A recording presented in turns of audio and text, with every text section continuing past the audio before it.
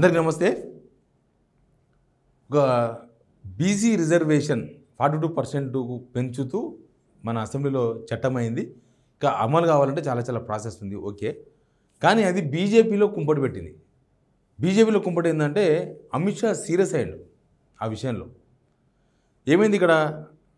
నిజానికి మన అసెంబ్లీలో బీసీ 42% రిజర్వేషన్కి అన్ని పార్టీలు మద్దతు ఇచ్చినాయి. బీఆర్ఎస్ మద్దతు ఇచ్చింది, బీజేపీ మద్దతు ఇచ్చింది, ఎంఐఎం మద్దతు ఇచ్చింది. ఇంకా అధికార పార్టీ వాళ్ళే కదా గవర్నమెంట్, కాబట్టి వాళ్ళు చేసిండ్రు, అందరు మద్దతు ఇచ్చేసిండ్రు. ఏకగ్రీవంగా 42% చట్టం అయింది. గవర్నర్ దగ్గర పోయింది బిల్లు. గవర్నర్ సంతకం పెట్టగానే చట్టం అయిపోతుంది. తర్వాత ఇంకా దాని పరిణామాలు తర్వాత పార్లమెంట్లో మళ్ళీ దాన్ని చేయాల్సి ఉంటుంది. తర్వాత ఇంకా ఏమేమో ఉంటాయి దానికి రాజ్యాంగ పరంగా చేయాల్సినవి, అదంతా అయినప్పుడు అవుతుంది. కానీ ఏమేమి జరిగిందంటే ఢిల్లీలో ఒక మీటింగ్ జరిగింది, ఇంపార్టెంట్ మీటింగ్. ఢిల్లీలో జరిగిన ఇంపార్టెంట్ మీటింగ్ ఏంటంటే ఎంపీలు, తర్వాత కొత్తగా గెలిచిన ఎమ్మెల్సీలు. ఎవరు మొన్న గెలిచినారు కదా, కుమ్రయ్య గారు, తర్వాత అంజిరెడ్డి గారు.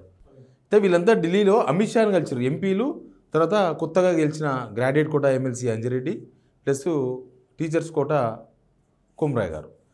వీళ్ళు కలిసారు కదా. ఆ మీటింగ్లో ఒక పెద్ద చర్చ జరిగింది. ఆ చర్చలో ఏం జరిగింది అనేది చాలా ఇంపార్టెంట్. ఆ చర్చనే బీజేపీలో ఇప్పుడు చిచ్చు పెట్టింది. దాని గురించి మాట్లాడదాం. మాట్లాడకన్నా ముందు సిగ్నల్ టీవీ 1 ఇయర్ జర్నీలో మీరంతా సపోర్ట్ చేసిండ్రు. ఇంకా చాలా సపోర్ట్ చేయాల్సిన అవసరం ఉంది. మనం ఇంకా చాలా ముందుకు పోవాల్సిన అవసరం ఉంది. మరింత బాధ్యతగా పనిచేయాలి. కాబట్టి మీరు సబ్స్క్రైబ్ చేసుకున్న వాళ్ళు ఎవరైనా ఉంటే సబ్స్క్రైబ్ చేసుకోండి. వీడియోలోకి పోతే ఎంపీలు, 1-2 ఎంపీలు మిస్ అయ్యారు. మిగతా ఎంపీలు తర్వాత ఎమ్మెల్సీలను తీసుకొని అమిత్ షా దగ్గర పోయారు, కేంద్ర హోంమంత్రి. అక్కడికి పోయిన తర్వాత మీరందరూ కలిసి పనిచేయండి. మీరందరూ కలిసి పనిచేస్తే తెలంగాణలో బీజేపీకి అవకాశం ఉంది. కానీ మీ మధ్య సఖ్యత లేనట్టుగా తెలిసింది. అట్లాంటి అన్నీ మాట్లాడినాక బీసీ బిల్లు గురించి చర్చ వచ్చింది. బీసీ బిల్లు అసెంబ్లీలో బీజేపీ వ్యవహరించిన తీరు, ఈ అంశం మీద చర్చ జరిగిందట.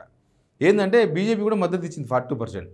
కానీ ఎందుకు మీరు 42% బీసీ అనే విషయానికి మీరు మద్దతు ఇచ్చిండ్రు? మీరు ముస్లిం ప్లస్ బీసీ, ముస్లిం బీసీలు అట్లా పెట్టారు కదా, ఓసీ బీసీలో పెట్టారు కదా వీళ్ళు కొత్తగా. ఇప్పుడు 46% బీసీలు, 10% ముస్లిం బీసీలు, మొత్తం 56% బీసీలు అని చెప్తున్నారు. అయితే మీరు ఎందుకు ఈ మొత్తం ముస్లిం బీసీకి అన్ని బీసీలు కలిసి 42% రిజర్వేషన్ అనే అంశానికి మద్దతు ఇచ్చింది బీజేపీ? అసలు స్టేట్ బీజేపీ నిర్ణయం ఏంది? ఎవరు తీసుకున్న నిర్ణయం?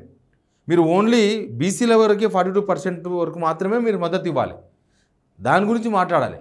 మీరు దాని గురించి మాట్లాడకుండా మొత్తం ముస్లిం బీసీలు ఉన్నదాన్ని కూడా మీరు మొత్తం అందరికీ కదా 42% అంటే, దానికి ఎందుకు మద్దతు ఇచ్చారు? ఎందుకు మీరు దాని సవరణ కోసం పట్టుబట్టలేదు? ఎందుకు అసెంబ్లీలో ఇక్కడ గవర్నమెంట్ తీసుకున్న నిర్ణయానికి బీజేపీ సపోర్ట్ చేయాల్సి వచ్చింది? ఇక్కడ స్టేట్లో బీజేపీ అనేది ఒక పెద్ద చర్చ. దాని తర్వాత ఇక స్టేట్ కాంగ్రెస్ ఇక్కడ వాళ్ళతో మాట్లాడినారు. అసలు ఈ ఎమ్మెల్యేల మధ్య కోనేషన్ లేదు. అసలు అమిత్ షా గారు తెలుసుకోవాల్సింది ఏంటంటే అసలు అసెంబ్లీలో బీజేపీ పర్ఫార్మెన్స్ జీరో, ఏం ఉండలేదు, ఏం మాట్లాడతలేరు.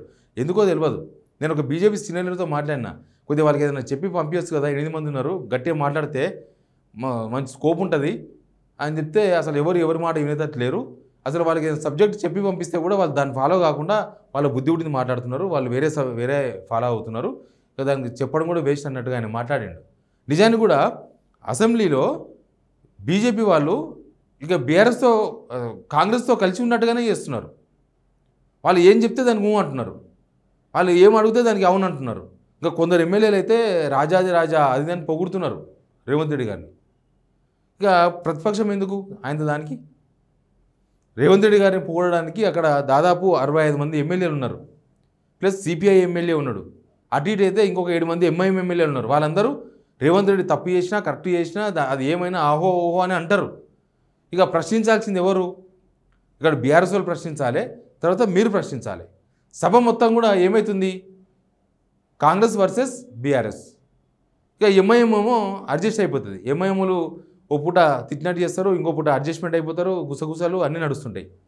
మధ్యలో బీజేపీ వాళ్ళు ఏంది? బీజేపీ వాళ్ళు కూడా ఎంఐఎంతో పోటీ పడుతున్నారు. కాంగ్రెస్ వాళ్ళతో సుముఖంగా ఉండనీకే, కాంగ్రెస్ వాళ్ళతో కొంత క్లోజ్గా ఉండనీకే. మొన్న చూస్తున్నా అసెంబ్లీలో అది వీడియో వైరల్ చేశారు. బట్ దాన్ని మాట్లాడాల్సిన అవసరం ఉంది, ప్లస్ తప్పుకోవాల్సిన అవసరం కూడా లేదు. ఎందుకు బీజేపీ ఎమ్మెల్యేలు ఎంఐఎం ఎమ్మెల్యేలు మాట్లాడుకోవద్దా?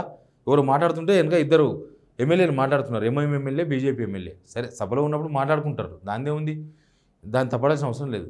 కానీ ఎంఐఎంతో పోటీ పడి మరి రేవంత్ని కలవనీకే, లేకపోతే కాంగ్రెస్ తీసుకుంటున్న నిర్ణయాలను సపోర్ట్ చేయనికే, దానికి పోటీ పడుతున్నారు.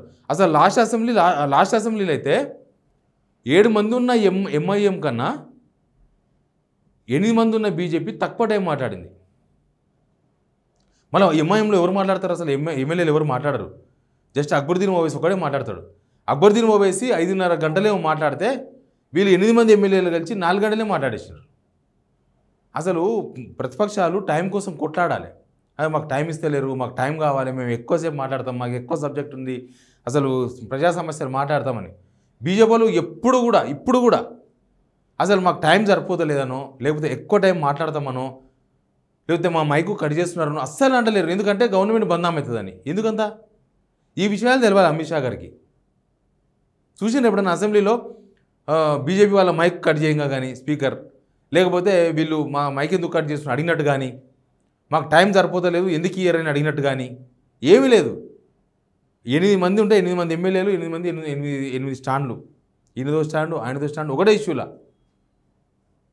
కామారెడ్డి ఎమ్మెల్యే అయితే ఫుల్ పొగుడుతున్నాడు మొన్న. ఆయన ఓడిడు కదా, ఆయన కాంపిటీషన్ ఇంకో ఎమ్మెల్యే వచ్చి పొగుడుతాడు.